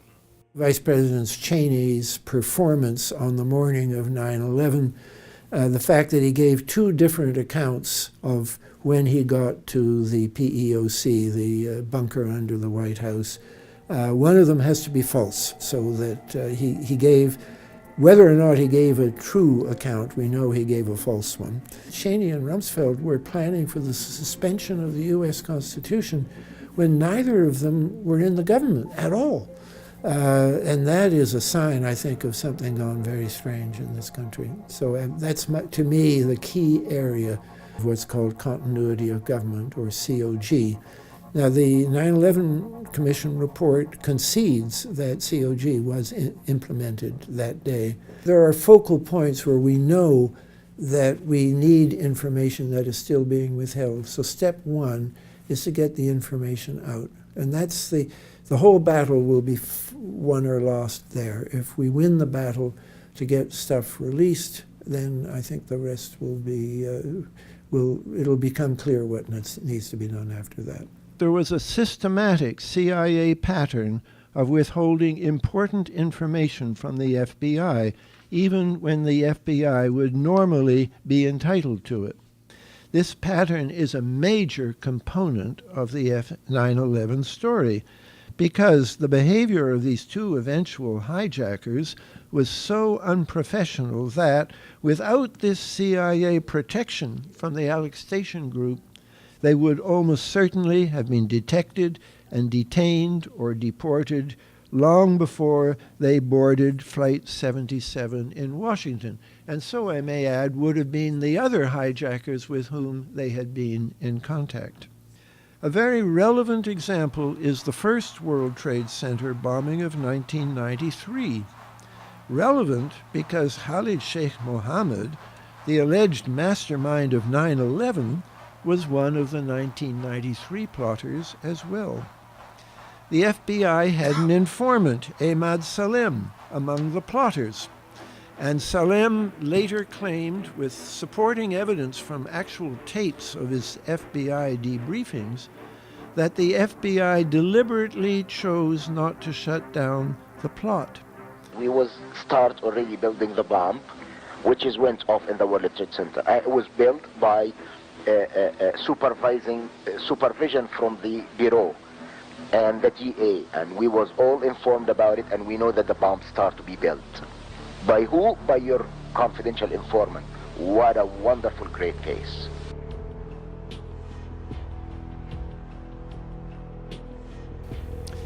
We know from many accounts of the Bush administration that there was also another powerful pro-war consensus within it, centered on Cheney, Rumsfeld, and the so-called cabal of PNAC, the Project for the New American Century, that before Bush's election had been lobbying vigorously and publicly for military action against Iraq.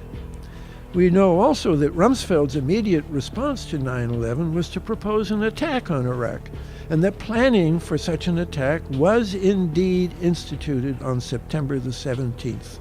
I've called these events deep events, events with a predictable accompanying pattern of official cover-ups backed up by amazing media malfunction and dishonest best-selling books. Some of these deep events, like the Kennedy assassination and 9/11, should be considered structural deep events because of their permanent impact on history.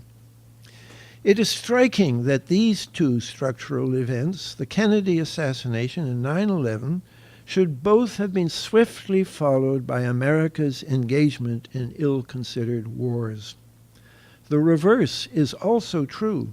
All of America's significant wars since Korea, Vietnam, Afghanistan twice, once covertly and now overtly, and Iraq, have all been preceded by structural deep events.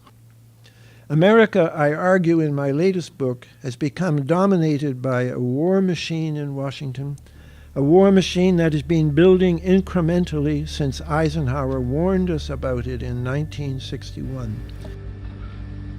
We now stand 10 years past the midpoint of a century that has witnessed 4 major wars among great nations. 3 of these involved our own country. we have been compelled to create a permanent armaments industry of vast proportions. Now, this conjunction of an immense military establishment and a large arms industry is new in the American experience. In the councils of government, we must guard against the acquisition of unwarranted influence, whether sought or unsought, by the military-industrial complex. The potential for the disastrous rise of misplaced power exists and will persist. We must never let the weight of this combination endanger our liberties or democratic processes. This tragic event of 9/11 was used as a pretext and justification to wage war on an impoverished country in Central Asia. Anybody who has a minimal understanding of military planning will know that you don't plan a large-scale theater war in a matter of 4 weeks. It takes several months and sometimes years to prepare a war of that size. So that the war on Afghanistan was in the pipeline well before 9/11. If al-Qaeda is behind these attacks, who is behind al-Qaeda? And I knew from the research I'd conducted on Yugoslavia in particular, but going back to the Soviet-Afghan war, that al-Qaeda was an intelligence asset of the CIA, and this was amply recognized in numerous documents. And the response of the U.S. intelligence community was, yeah, we supported him, but he went against us. We were the sponsors of al-Qaeda. It was for a good cause. It was to fight the communists in the Soviet-Afghan war, and we sent in the Mujahideen. We trained them in these CIA camps in Afghanistan and Pakistan. We set up the religious schools, the madrasas. We then contracted with our friends in Saudi Arabia to send in Wahhabi missions into Afghanistan to train these people. The concept of the jihad was born as a consequence of the Soviet invasion of Afghanistan. And who gave them the arms, the aid, and the financial support to fight against the Soviets? A lot of countries did, because if the Soviets had won, it would have been even worse, unless you believe that the Soviets should have been assisted or permitted to win. We don't deny for a minute that we helped the Mujahideen resist the Soviets in Afghanistan, but it was the invasion of Afghanistan that precipitated the consequences which we see in that part of the world to this day. Many people, including some of your own colleagues, claim that Dr. Brzezinski is the one who was mainly responsible for the start of the Afghan jihad and as a consequence the rise of the Islamic fundamentalist movement. There are a lot of people in the world who interpret everything that happens in the most dramatically conspiratorial terms. Bin Laden's whereabouts have always been known. Why? Because al-Qaeda is a CIA intelligence asset and has always been an intelligence asset and continues to be an intelligence asset. We see al-Qaeda in Iraq, then we see al-Qaeda in Yemen, al-Qaeda in Africa. We had subsidiaries of al-Qaeda virtually everywhere, you know, and wherever the United States needed to intervene militarily, they used the pretext of al-Qaeda in Yemen or Somalia or wherever, under different names, corroborated by media reports, etc. And in all cases, I can assure you, these are instruments of US intelligence, or MI6, or Mossad, and there's a collaboration between them. 9/11 has unleashed a roadmap of war and destruction. We are at the crossroads of the most serious crisis in modern history. I think that's not an understatement. The war on terrorism is part of that process because it gives a justification to wage war on humanitarian grounds, so that you wage the war not against countries but against what they called non-state entities. All this has permeated the consciousness of millions of people. It's created an atmosphere of fear and intimidation, which was then coupled with the coded alert, the color-coded alerts, and Homeland Security, and so on.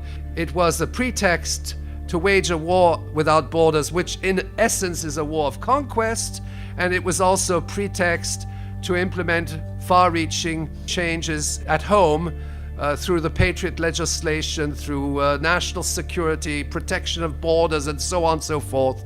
If the war on terrorism is no longer accepted and doesn't have its legitimacy, the whole construct, military doctrine, collapses like a deck of cards. And that's why 9/11 truth is so important. Thinking about elite political crime and recognizing that we don't classify it and study it. When I looked at the literature in political science on Watergate, Iran-Contra, crimes like that, they treated them as exceptions, as something that rarely happened, and when they did, the elites were just misbehaving.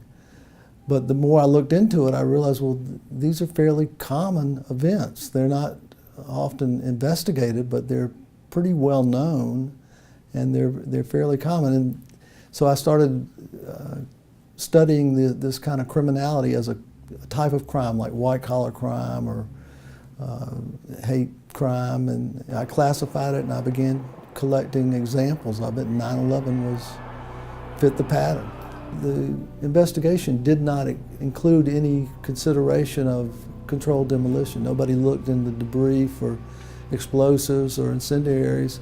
That, to me, indicated what's called guilty knowledge in criminology, that somebody didn't look because they knew that there would be something to find.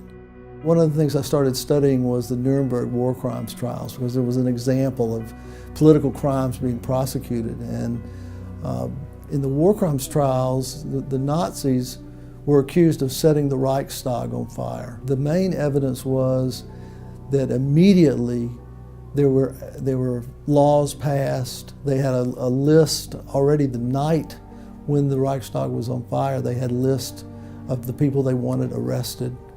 And this was considered to be proof. And I thought, well, you know, it's the same way with 9/11. There was an agenda already there, and it was rolled out immediately after the events, which suggests that there was foreknowledge and complicity to provide a pretext for these wars in the Middle East. The idea of conspiracy being an irrational belief, the idea of conspiracy is a sound legal concept. We use it all the time. We prosecute gangsters in the United States for conspiring. Conspiracies happen. We know that. Iran-Contra, Watergate. So how can you have a concept that dismisses all conspiracies as improbable or impossible? It also doesn't make any sense. It's an unsubstantiated theory of its own. When people dismiss conspiracy theories, what they're doing is embracing a coincidence theory. They're assuming that all these things, yeah, they didn't catch the hijackers getting on the planes, and yeah, there was a group of elites who said we needed to have a new Pearl Harbor. And yeah, there were all these war games going on at the time. And yeah, the buildings fell. All coincidental. All coincidences. So what's going on is you have an unsubstantiated theory that's being smuggled in with this pejorative term. But it is the opposite of the way we think about most crimes. If there was a man who married a wealthy woman and the woman died of a freak accident, and then he married another wealthy woman and she died of a freak accident, we would say, this guy's killing his wives. We would certainly suspect that. We would interrogate him. We want to know, where were you when she died from the freak accident? It would be our automatic response. The TV shows on crime use this constantly. They will look for patterns in crimes to identify the suspect. It's just a normal thing. It's criminology 101. And yet when we look at elite political crimes, we see them one at a time. Even when there are obvious connections, like the Kennedy assassinations or the 2000 and 2004 elections. Conspiracy theory is generally fairly widely accepted. If you do public opinion polls and ask people do they believe the official account of the assassination of President Kennedy, overwhelmingly people do not. They believe that there was some kind of conspiracy. The Kennedy assassination was reinvestigated in 1975. The Congress concluded there was a conspiracy, but they didn't know who. It was never prosecuted. The CIA and the intelligence agencies are actively shaping how we perceive events. And we know this because the conspiracy theory concept, there was a propaganda program initiated by the CIA to get people to use that term as a counter to critics of the Warren Commission. I'm just a patsy. I first understood conspiracy theory when they were talking about the Kennedy assassination, and it's the choice between, was it a lone gunman or was it a conspiracy? And so that's where the term comes from. It doesn't even apply here. The official story is a conspiracy theory in a literal sense, that you have this conspiracy of a bunch of people to make this thing happen. What I'm basically saying, and what most of the people in the truth movement are saying, is yes, there was a conspiracy, but it wasn't a bunch of Arabs that got together and did this. It's basically a bunch of rich, powerful guys in white suits, white shirts and ties and suits and so forth, that are the ones that we should be looking at. There's all the signs that the people who were behind this had to have had connections with military to have access even to the kinds of materials used to bring the buildings down. They had to have access to the buildings to be able to plant it. They had to have access to all the means they have to cover this up. So there's lots of signs that there are people working at various levels in a coordinated manner to make this event happen. It's very hard to convince people that American public officials would do these kinds of things. People just say, well, they wouldn't go along with it, and if they did, they couldn't organize it. It's too complicated. They couldn't organize an action like that and not have it detected. And if they could, somebody would talk and it would get out and we'd know about it. Americans know you can keep secrets. We kept the Manhattan Project secret. That had 100,000 people working on it. They built 3 cities from scratch. One was the 5th largest city in Tennessee. This word never got out. Get this, when Truman became president, he was not told about the Manhattan Project until he had been in office for over a week. So we can keep secrets. We kept secret our decoding of the Japanese and German secret codes. That was kept secret all through the war. The idea that you can't keep secrets among large groups of people is just mistaken. We're looking at the events of 9/11, but we tend to not think of 9/11 as connected to the anthrax letter attacks. I call this incident-specific myopia. So it's a nearsightedness. I think of it as driven, we're like victims, we're like abuse victims. These shocking events are so overwhelming, they loom large in our minds, in our perceptions, and we can't see them as if we were above and looking at a bunch of them. We can only just see the one and then see the other. The human brain is the most complex organism in the body, and thus the mechanisms by which the mind processes, interprets, and responds to information is equally complex. For example, the human brain is composed of hundreds of billions of neurons, each with thousands of synapses, creating a vastly complex and intricate neural network consisting of up to 100 trillion to up to a quadrillion synaptic connections. At any one time, this organ is processing an infinite amount of information, both from its internal and external environment, most of which we are unconscious of. However, it is often that information, of which we are largely unaware, that has the most significant influence over our thoughts, feelings, and behaviors. Even those thoughts, feelings, and behaviors that we adamantly believe to be consciously determined.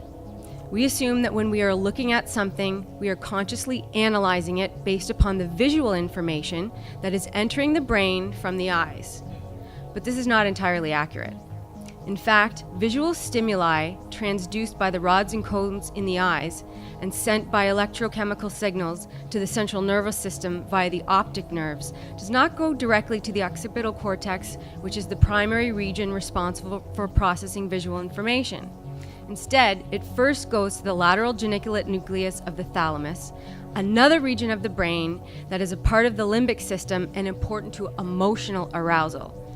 To put this in simpler terms, This means that you can experience an emotional reaction to something before you are consciously aware that you have even seen it, which in turn then affects how you see it. Alternative explanations of political assassinations, terrorist attacks, and other national tragedies that differ from official state accounts are sometimes dismissed by the general public because they evoke strong cognitive dissonance, a psychological phenomenon which occurs when new ideas or information conflict with previously formed ideologies and accepted beliefs. In psychology, a false belief generally refers to one that has been manipulated, often purposely and outside of the person's awareness, and sometimes in a very specific direction or misdirection. The use of repression and terror, including threats of censorship, suppression of information, imprisonment, and torture by leaders to silence political opponents and dissidents, is not exclusive to authoritarian states. Such tactics can also be employed by leaders of democratic states, a fact that can be difficult for people to acknowledge, especially if it is not consistent with their belief system. Although some people may harbor cynicism about bureaucrats and politicians, most do not want to believe that public officials in general, and especially those at the highest office, would participate in election tampering, assassinations, mass murder, or other high crimes, especially in democratic societies. Protecting democracy demands that citizens must be made aware of how they can be manipulated by government and media into forfeiting their civil liberties and duties. Information vital to protecting citizens from crimes against democracy orchestrated by the state, as history has repeatedly demonstrated, can happen particularly in times of disaster, collective shock, and national threat. I believe in human curiosity and human intelligence, and there's a limit to how long people can go on thinking that one bullet inflicted 7 wounds on 2 different people in the presidential car in Dallas in 1963. That sort of thing slowly becomes ridiculous because of what's being called paradigm shift. It's not that you persuade the older generation die. And then you have a new generation whose minds have not been distorted by the propaganda campaigns. The mainstream media are, in a sense, digging their grave by adhering to a position on conspiracy theories which they could get away with back in the days of the Kennedy assassination because they monopolized American access to information. They don't have that monopoly anymore, and they're losing to the internet. And one of the reasons that people are going to the internet and not to the mainstream media, if anyone is curious about 9/11, they know they have to go to the internet. So in a sense, I think that technology has become a great ally for those of us who want the truth. This is a big issue. I mean, it's not just the 9/11, it's not just the buildings or the science or the physics, but it opens up into a very, very huge issue out there. And no one person can tackle this issue. But it's my opinion that if you know about it, do something. Whether you're an artist, whether you're a poet, whether you're a singer, you don't have to be an engineer for sure about this. Matter of fact, most of the more brilliant people out there are not engineers. They're very, very intelligent people that know what's going on. So I like to say, not everybody can do everything, but everyone can do something. You can do your little part to help share what's really going on out there. You need to wake up. You need to look at what's really going on, not just the myth, the propaganda. There are ways to bring about fundamental change in the way people think, in the way people coordinate together with government and so forth. And something of that sort is needed in the United States as much as any other country in the world. What does it take to actually trigger something akin to a revolution in a sense? We have a power structure that's controlling what happens in the US government, that's not operating in the best interests of the people of the United States. It's operating in the interests of corporations and a wealthy elite class and so forth. Peaceful revolutions have occurred. Gandhi in India is, of course, probably the first one that comes to mind. There's a book out there called A Force More Powerful. It's a book and a video done at the same time. I highly recommend it. The video focuses on 6 nonviolent revolutions in the 20th century that were successful. I'm the sole U.S. citizen on this panel, I happen to notice, so I have perhaps a special responsibility here and an obligation. I want to say that I am a proud and patriotic American U.S. citizen. I served in the military. I've been a federal employee. I've represented the United States as a Fulbright scholar in 4 countries. And I think my country has a proud history, not all of it, but much of it, and we've done some wonderful things, and I have not given up on my country. I was at the original hearings when the Twin Towers were proposed in New York as a city planner, and I supported the building of the Twin Towers proposed by David Rockefeller to keep the financial district in the downtown. It was migrating north, and that's why it was built. I supported it because I felt it made good planning sense, and there was I was well aware of the internal structure of this building. A very interesting structure, unique actually. I had done work in structural engineering. My first degree was in architecture. And so when I saw the videos of the collapse of the building, I said, something's fishy here. And it seems to me that my doubts have been confirmed here. I have found nothing in the evidence that's been presented here to change my mind. I've tried to be a fair panelist, and I went back and reread the 9/11 Commission report. I can tell you it doesn't improve with age. I did my first Fulbright in the Soviet Union in 1978. I'm well aware of what an authoritarian state is like to live in, and I don't want that for my grandchildren. I want my open, free, democratic society back. And so I think we have done a marvelous thing here. We have laid out, with the help of the experts, this evidence, and I think it's a great beginning. The price of empire is America's soul, and that is too high a price. We need to know the past, to understand the present and foresee the future. Historical truth is very different from official truth. Official reconstruction coming from United States administration has been manipulated. The public opinion cannot accept the inert and careless behavior of the United States authorities. This panel trusts the United States justice and in United States willingness to accept the truth.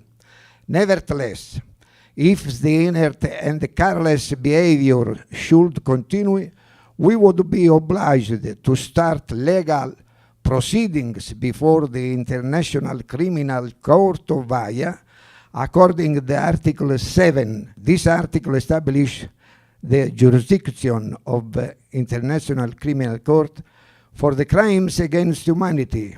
The International Criminal Court has been established in order to watch over the world people against the crimes committed out of the declared wars. It is not a question of interference, but of justice and solidarity.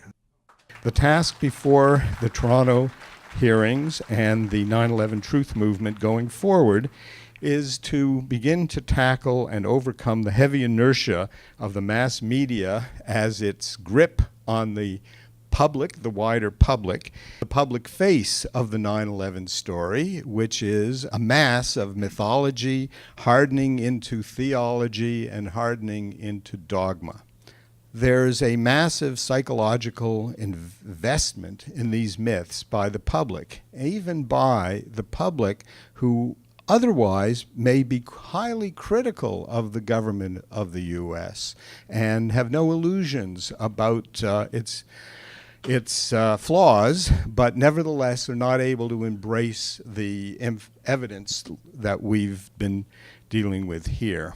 One of the rhetorical devices used by the official story is to say that we critics are showing disrespect for the dead.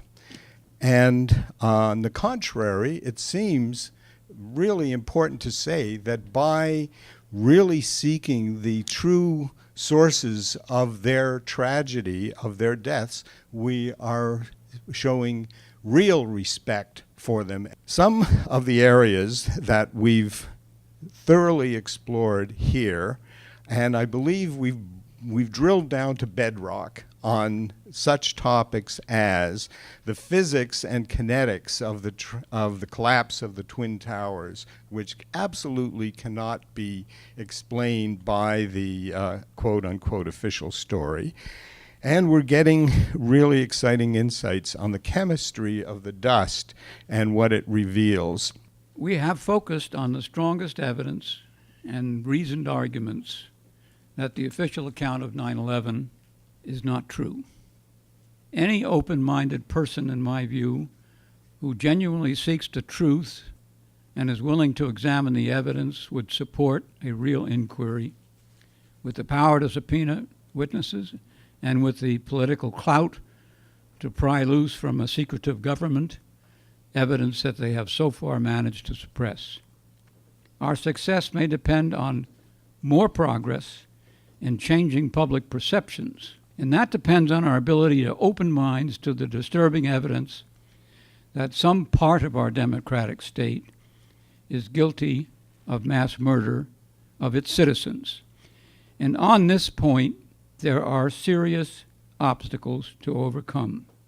We really want to begin a long process of rebuilding trust in the democratic state in the only way it can be done within the law, by opening the government to the legitimate needs of its citizens to know and to see and to be heard. We do not and should not trust a secretive government operating in the shadows, committing atrocities, and using the instruments of power to keep us in the dark. To let the doubts surrounding 9/11 to fester in the dark would lead to the ultimate destruction of trust. We should be a movement to rebuild trust through real inquiry. It cannot be achieved through a foreign power or an international body. If it is to be our rebirth, we have to be the fathers and the mothers. We have given witness to science here these last few days, for it has been on trial for 10 years. We are not a grand jury, nor do we convene here under any other statutory authority. We are not a conference or an academic proceeding, and yet we have heard here a great deal of scholarship never before assembled quite like this. We are something new, something combining many things. Each of these witnesses, with a score of others doing likewise here, stepped from privileged place into the auger of history. Like Galileo, they glimpsed the redemption that God, him, her, itself, willing, others might someday do likewise, made the mysteries explicable to us all. No one faithfully viewing these hearings can be unchanged by them, as the panelists gave testament just now. This alone makes this event an unconditional success. But although we know the institution exists nominally to indict the crimes proved here, those institutions have turned against us. Where science is converted into fiction, what can we expect for civil liberties? Where bodies in motion, otherwise governed by universal laws, can be held in contempt, as with physical mass made unencumbered by those pesky laws of thermodynamics. But when the mass media and every other institution of the land are willing to play along with contempt for laws of the universe, we've got more fundamental problems. I know that headlines will never be enough. I think all of us know that. But one thing I know for certain, although so many of them want free people thinking otherwise, we who are free are not lone wolves, not now and not ever. Something other than physical laws binds us together now, us who gave witness to these testaments here, so wonderfully done. We might be exiles from the matrix of received wisdom from a pliant media. Here's to hoping soon for a world full of exiles.